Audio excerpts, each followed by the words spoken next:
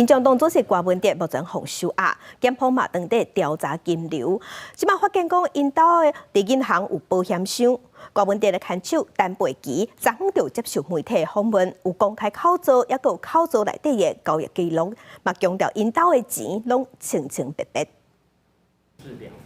郭文哲的看守陈培基12接受媒体专访，公布口座加交易的资料，主要使用的财务来源分别是陈培基老母的口座、陈培基的薪水口座国家存款、2018选举经费存的230万，郭文哲薪水的存款、演讲通告费、交通费、出席费，也有亲友包的红包。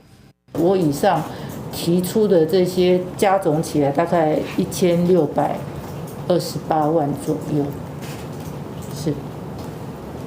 那这个就是对于我这几年，2016年年底来到差不多6年，2016年差不多8年吧，以来我家里的那个现金的一个来源的一个证明。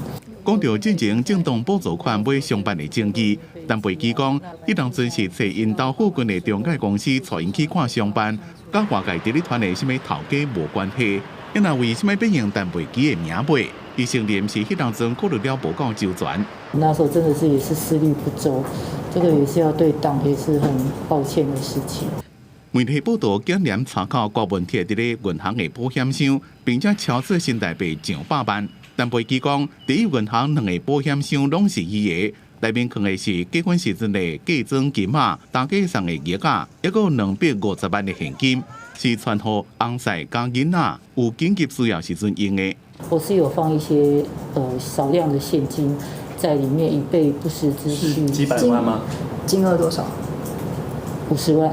出事的话，我都会跟小孩子讲说，啊，你们有50万可以当紧急的生活费用。 陈培基讲，郭文哲伫无什么证据的情形下被羁押，即马囡仔住伫咧别位唔敢转来，就是抄家灭族。因即马已经是家破人亡，希望外界会当了解无辜的人。